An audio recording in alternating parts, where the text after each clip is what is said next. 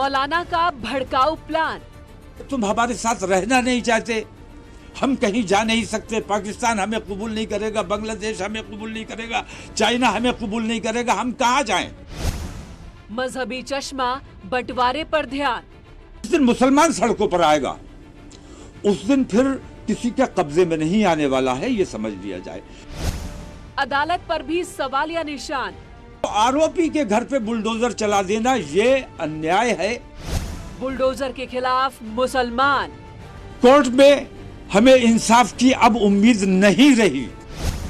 चेतावनी से महाभारत का ऐलान।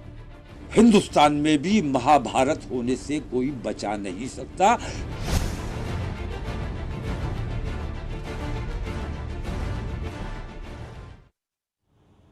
IMC यानी इत्तेहाद मिल्लत काउंसिल के अध्यक्ष मौलाना तौकीर रजा ने एक बार फिर से भड़काऊ बातें कही हैं। तौकीर रजा का दावा है कि देश में हालात नहीं सुधरे तो एक बार फिर महाभारत होने के पूरे आसार हैं। इतना ही नहीं, तौकीर रजा ने यह भी धमकी दी है कि अगर मुसलमान सड़कों पर उतरा तो सरकार उन्हें रोक नहीं पाएगी।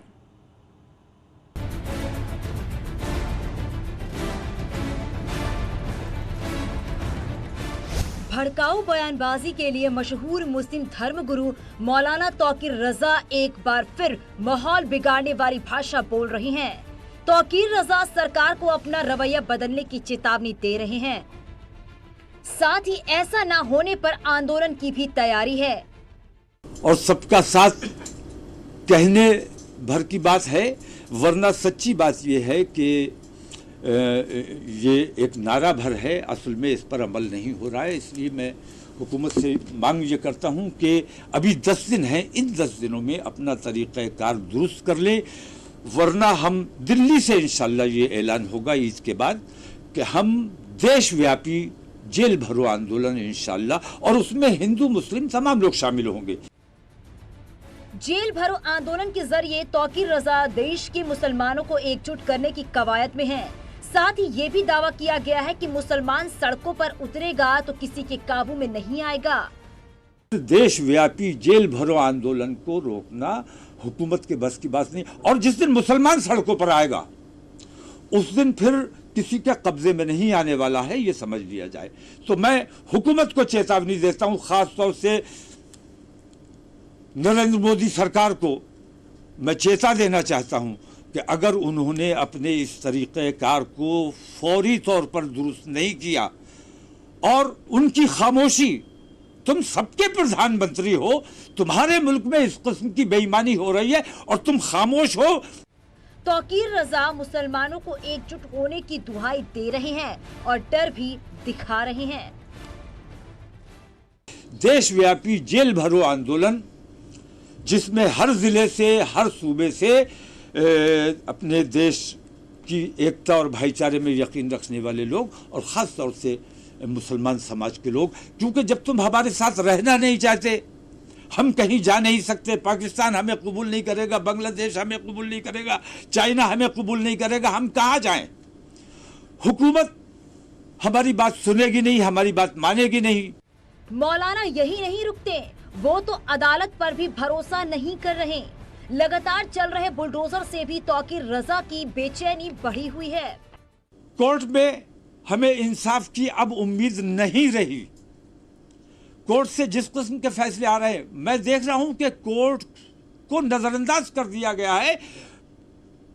जुर्म किया है, ऑन दी स्पॉट फैसला हो रहा है। किसी पर इल्जाम लगाया गया, मुजरिम में और मुल्जिम में अंतर होता है, आरोपी और अपराधी में अंतर होता है। तो आरोपी के घर पे बुलडोजर चला देना ये अन्याय है। मुस्लिम धर्मगुरु का अपना नजरिया है और वो खुलेआम देश में महाभारत होने की धमकी भी दे रहे हैं। नरेंद्र मोदी धृतराष्ट्र की भूमिका से बाहर नहीं आए तो हिंदुस्तान में भी महाभारत होने से कोई बचा नहीं सकता, क्योंकि आतंकवादियों के हौसले बहुत बुलंद हैं और पुलिस और प्रशासन और हुकूमत का सहयोग उनको बराबर मिल रहा है। ये देश के लिए बहुत घातक और बहुत खतरनाक बात है। मौलाना के इस तरह के बयान कई सवाल उठा रहे हैं। आखिर एक धर्मगुरु इस तरह की भाषा क्यों बोल रहे हैं? आखिर देश में महाभारत क्यों कराना चाहते हैं? आखिर तौकीर रजा मुसलमानों को भड़काकर क्या हासिल करना चाहते हैं? हरीश शर्मा, न्यूज़ 18 बरेली।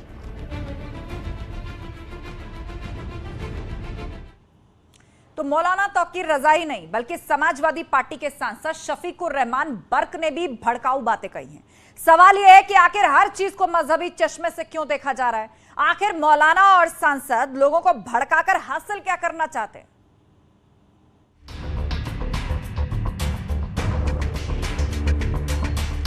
भड़काऊ मौलाना तौकीर रजा सियासत में भी दखल चाहते हैं, इसलिए समाजवादी पार्टी के तमाम मुस्लिम विधायकों को उन्होंने इस्तीफा देने की सलाह दी है।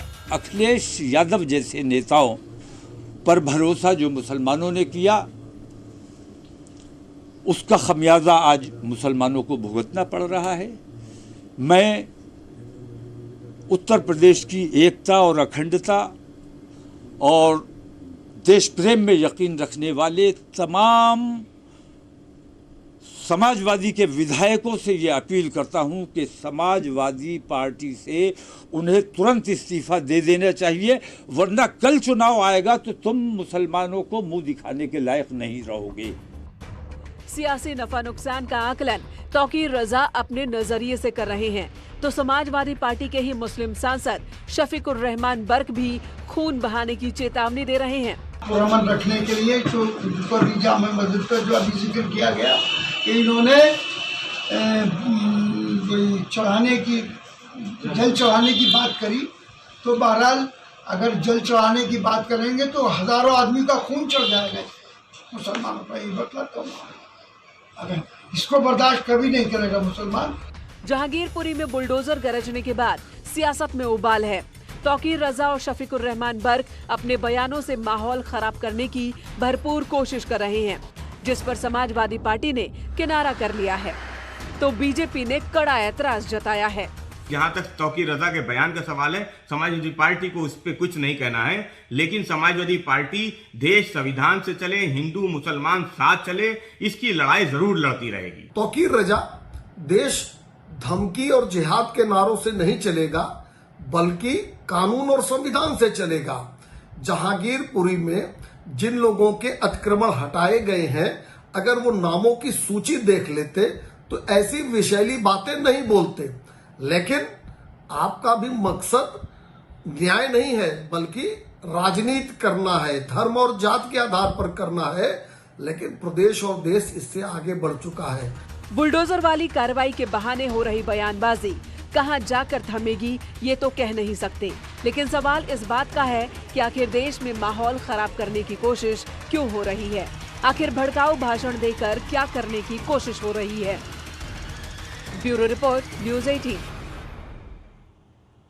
मौलाना तौकीर रजा भड़काऊ बयान पहले भी देते रहे हैं। इस साल जनवरी में उनका एक बयान जमकर वायरल हुआ था।